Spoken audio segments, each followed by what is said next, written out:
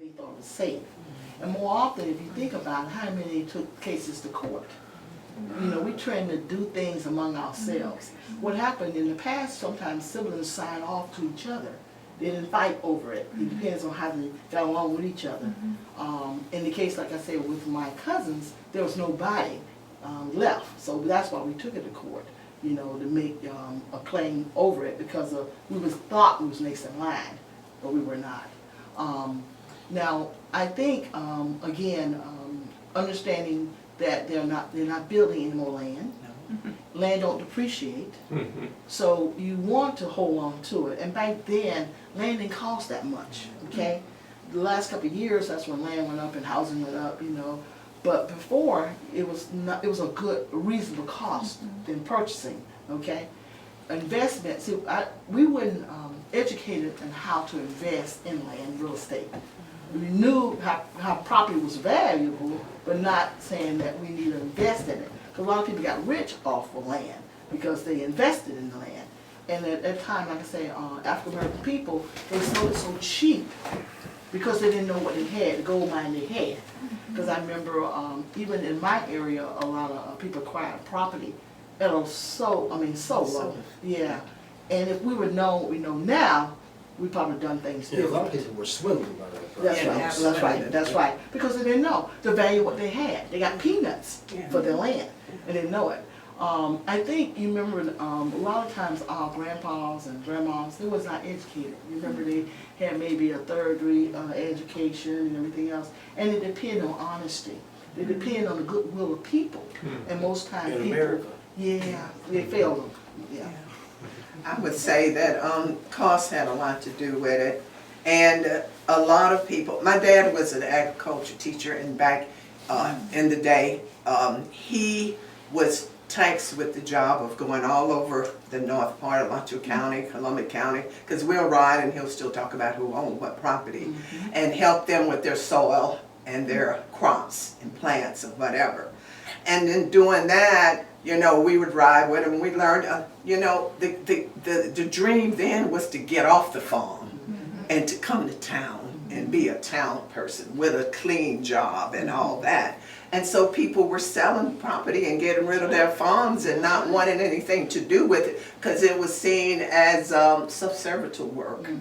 And people wanted to move into a higher level. Of course, living here in Gainesville, the University of Florida, there was always the university staring at you as opposed to what you're doing out there, slopping hogs and doing other things, you know. So a lot of, because my pastor at church talk about coming out of High Springs off the farm, you know, and coming into town because they work from sun up to sundown. He never talked about ever wanting to go back. So a lot of it is people didn't want to have that life and ownership. Black farmers back in probably the 20s, 30s, and 40s owned tremendous acreage. Now it's probably down to nothing. I would say less than 1% ownership. And there are still black farmers in the South, but there's so few, very few, and it's so sad. But the dream of staying on the farm and doing what you're doing was not the American dream. Yes, we just over the during the 4th of July we have our Bland. I know where Bland is in Alachua, yeah. That's where my mother's family is from. Yeah. So we have our Bland community reunion. This past year, they took all the young children on a hayride and went through all the old settlements that their full parents used to own, and it's over close to 2,000 acres. One man owned 900 acres. I know my uncle had 200 acres, and you know the people are looking like, what? all these black folks are coming, you know, looking, checking their property out, but this used to be their property. That's correct. So we took they took the children and throughout the Bland community to look at the old homesteads that they used to own, and a lot of them lost because of people being unethical and nefarious means. So and so that's an excellent segue into what I was gonna say, Stan. One of the reasons our communities are so blighted in that way, and it's so predatory, is because I'm born and raised over here. I had no idea what Pleasant Street was. So I knew that we lived next door to educators, we lived next door to dentists and doctors, who lived next door to janitors, and you know, we just were a neighborhood. But I had no idea that this neighborhood that I grew up in was the oldest African American settlement. Nobody ever told us that. When I came back here, that is when I found out. And that is when I went on this thing to make sure that people knew, because none of us knew. I think that I may have had a different attitude about it. I took, before my mother passed a couple of years ago, we took her for a ride. We live in a large way. But you know, when back then, and even now, when we had to come to town. We all know the term. So she came through this neighborhood and she was like, oh my God, what has happened here? That's right. That's right. Yeah. Because Fifth Avenue President was like Wall Street. Yes, absolutely. And so I talk about all the time how my mom and Miss Dale and my mom grew up together. How the goal was for me as a child to be grown enough that I could visit all of the nightclubs and the restaurants on my own, from 1st Street to 13th. There was a black restaurant, nightclub, movie theater, a shoemaker who could also repair your shoes, a cleaners, a grocery store, a florist, apartment buildings, rooming houses, all up and down Fifth Avenue. That's right. And now there is nothing. Safety Cab is still there. And Mr. Green, Fletcher's is still there, but it's getting ready to morph into something else. And thank God Mr. Green has not sold it. Yeah, he did. He did. It sold to Sweet Berries. He sold it to them? Yeah. Come on, Miss He Dale. told us that at our Fifth Avenue meeting. Yeah, he didn't want it to come out. He sold it. It's been gone. No. Yeah. Oh man!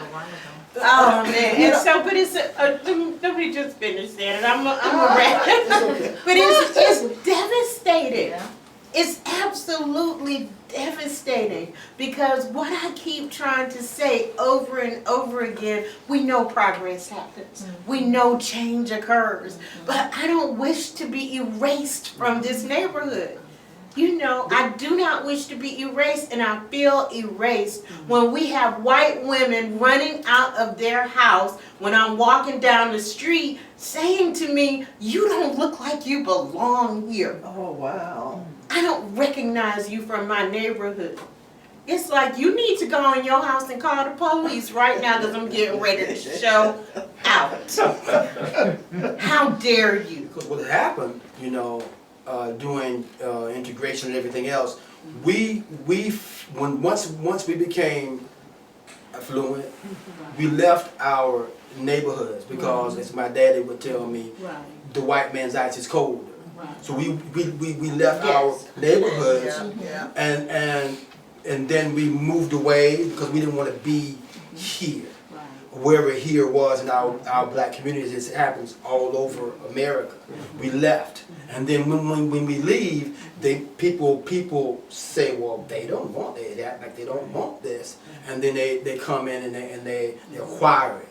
And so I think some of the issues is just because growing up black in America, you have to be black to understand what I'm saying. You have to grow up understanding what it's like growing up under white supremacy as a black man or woman in America, and then you can understand what I'm talking about.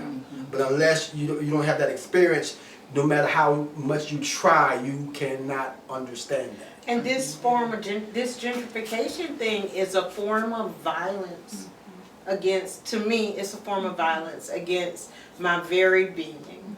And so I'm devastated to hear I'm about so sorry, I should have waited and told you later. No, I'm glad that you told me, because again, part of the problem is misinformation. Yeah. The yeah. distribution Yeah. of misinformation. Yeah. It wasn't that I was purposefully Right, saying it was that. open and Yeah, that. I was just so happy that he had held on to the property for so long. But this violence that's occurring, do you see it in Alachua as well, Stan?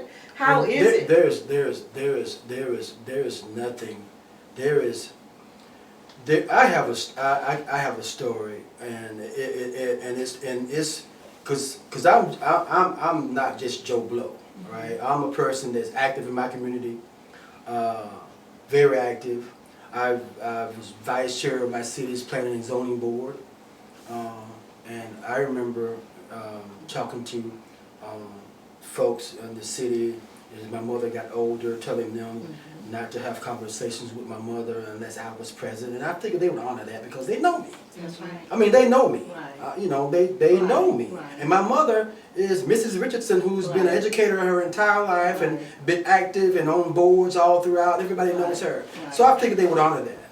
And I remember going by my mom's house, and my brother had a letter. He was all panicky and stuff. Right. He had this letter, and he wouldn't let me see it because he thought I would, like, you know, Right. I think I have a tendency of going off or something like Right, that. right. You know. Like me.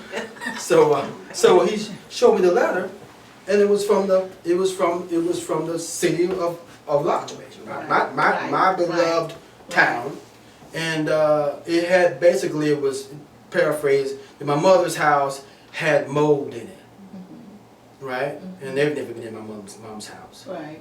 and they were going to code violate her,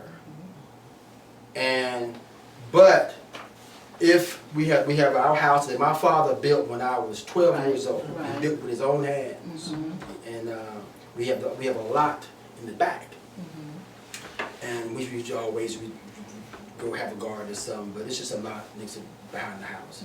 And so this letter that my brother was trying to hide from me, because he didn't want me to go down there and just raise Right. sand, Right. that if my mother sold them her property behind her house for $7,000, that would remedy her problem. She could fix her roof, and everything would be okay, and they wouldn't have to code violate her. I'm like, what? And so I went down to City Hall and talked to the city manager then, who was Tracy Kane, and I'll tell you her name was Tracy Kane, and she knows me, and I said, and she told me she didn't have to tell me anything or do anything with me because my name was out on the deed. And this is a person that knows me. And I'm thinking, we fixed it because I was my mom's POA, and we fixed all that, right? And I showed her my POA, and if I have this issue again, here's my POA. Right. And I went down there and had my, because my father's deceased. It's just my mom's name on it. Right. So we took care of that issue. But I began to think, and I've heard stories from other people about stuff that's happened to them in the city about their property. And they did that to me. You can imagine. What if my mom lived by herself? Was an elderly woman who lived by herself, didn't have anybody. Yeah. Right. You know what I'm saying? Right. And how many other people have they done that to? Well, on that note, my grandfather, Fletcher Vinson, owned property. I don't know if y'all know what Mini Hill is over across by State Farm on 34th Street, Saranoga area. He owned over 500 acres in that area. Wow. Idlewild is on it, and across the street on Wilson Road, all that was his property. I'll tell you what they did to him. Every time he got arrested for being drunk, they took acres from him. Oh. That's how they acquired the land from him. Right now today, they only have 1 acre of land remaining back in Mini Hill. But that's how they took his land. They got arrested. Well, he get out, bought out by taking land, and that's how they do it. Again, my grandfather, like I said, wasn't well educated, didn't know the rules, and he had people working against him, so things happen. But that goes back to, I mean, we can talk about this. That goes back to the 13th Amendment. Yeah. Because when they actually said they freed the slaves except for punishment or crime for crime. So there's that exception clause in that, so they can arrest you for, as soon as they freed the slaves, they started arresting them for just standing up. You know, two people standing up beside the road was a crime, and then now you're back on the plantation. You know, because you can arrest people now for Disorder of conduct. anything. Loitering. And, Right. yeah, just Right. being black standing up in the corner. Now our property was acquired from the 4 acres and a mule. Years ago, my What generation. happened? What happened to 4 acres and mule? Well, we got 35. Oh, We Yeah. got 35. But that's how he acquired our property, was because of that. Plantation. Well, we could talk about heirs property and Yeah. property Yeah. forever. I want to thank you ladies for being here with us this evening and sharing your stories. It's been a pleasure. I know sometimes it's painful to talk about some of these things. I know I was in tears thinking about not even my mother, but just thinking about other elderly black folk who've been just taken advantage of. That's correct. But so I want to thank you for sharing your stories with us. And with that, we're gonna call the panelists. Or comments? I was You just want to state your name? sure. My name's Alex. I'm from Gainesville. I've lived here pretty much all my life. I guess my question is, going forward, what is the city and what is the property appraiser's office? I know they're going forward with some education programs about what people in this community can do about getting their wills in order and that sort of thing. Do you guys have any information about what we're doing now to sort of remedy the problem? Property appraisal. Well, we are, Excuse me. You my are name is Charlotte Valalanes, And you and are- I'm with the Property Appraiser's Office. for I work in the this GIS is the and property appraiser's office for. Alachua County. Okay. Aisha Solomon is the property appraiser, and she is, boots on the ground, ready to go with this, and I was so glad because I've been at the property appraiser's office a little over 30 years, and this has always been a problem. And our office really can't do much, No. but now we can educate, we can help educate people about this problem.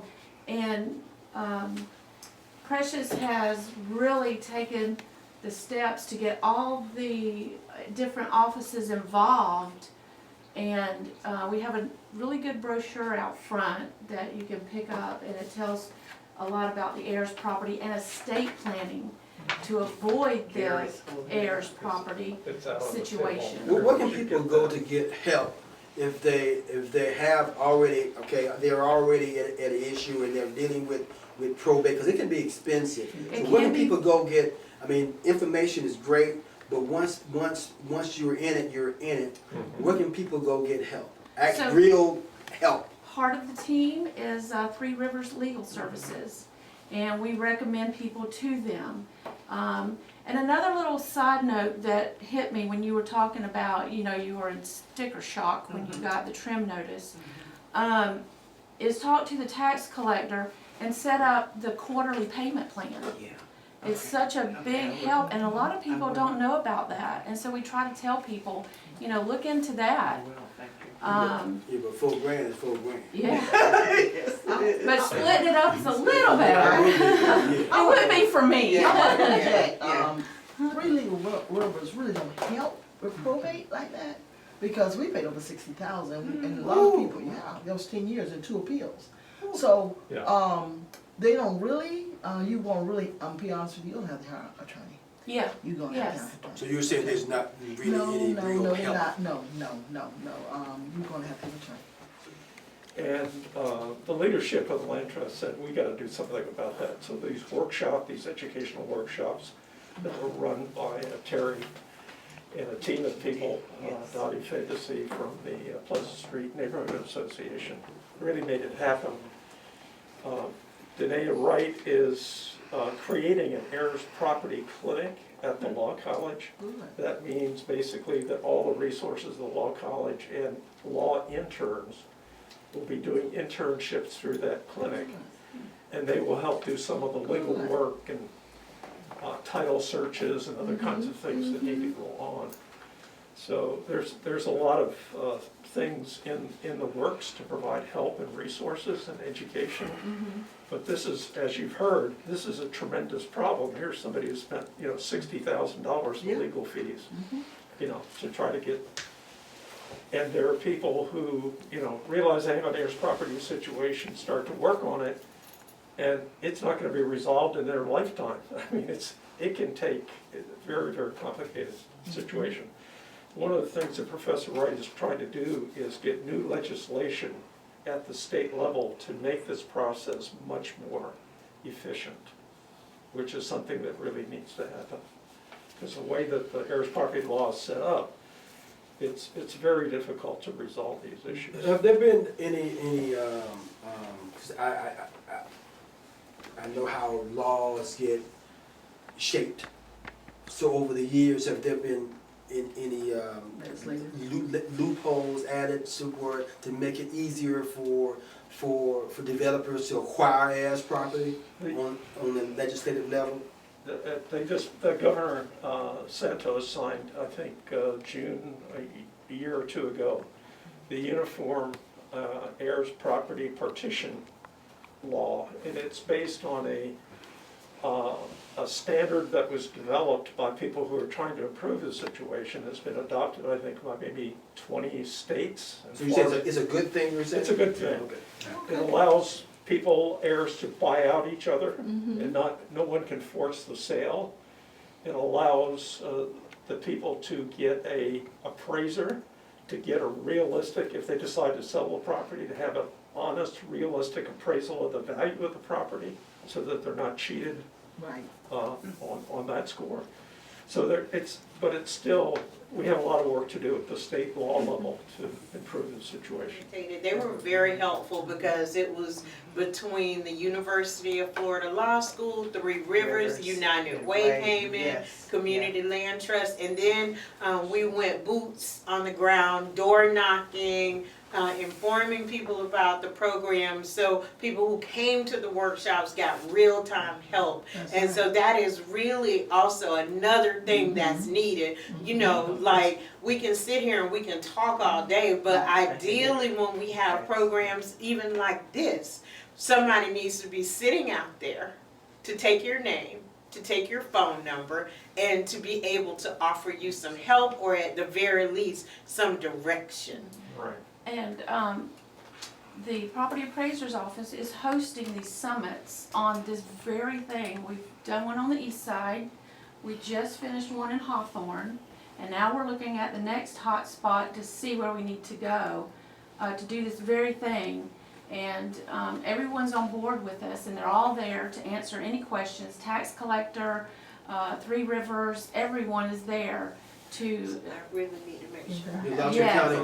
Alachua County always, that's us. We need to get all the rural areas in the county, Yes. outside of Gainesville. Yep. People. We're working on it. We're working on the next hot spot. The people in the county thinks all the black folks live in East Gainesville. I live in Alachua. So please, put me on the mailing list. Okay, sure, we will. So I just want to say again, thank you so much for our oral history presentation. Thank you to Mr. Richardson, Terry, Dale, Jancie. Thank you so much for being here. This will be a documentary that will be put on YouTube. Did they want to say anything? And before I wrap it up, I want to again thank Dr. Manel and UF Humanities Department for the generous support of this program. I want to thank our community partners, the Alachua County Property Appraiser, Commissioner Ward, and the other fellow commissioners for the City of Gainesville for your investment in the arts and in this museum so that we can be able to do programs like that.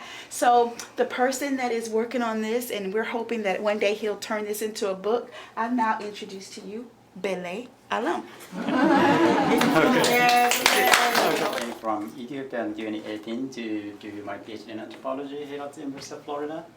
So by training I'm a lawyer, my undergrad and master's in law school in Ethiopia, and then I wanted to do kind of like, why only law, always law, just we should blend a kind of discipline, and then I feel like social science should like provide an input to fix societal problems kind of coming here.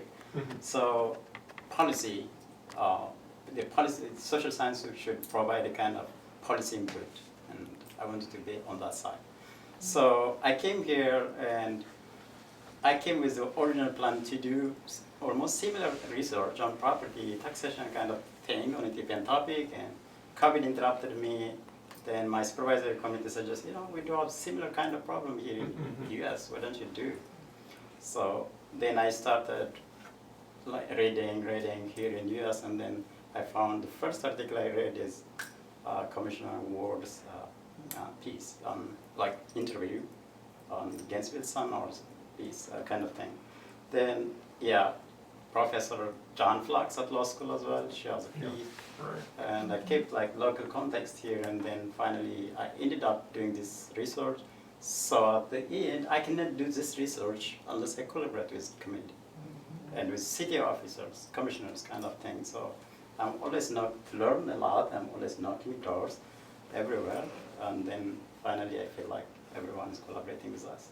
So thank you so much. Humanities department is here with us always, and then we expect like we'll get more support from them. So thank you for coming. Thank you.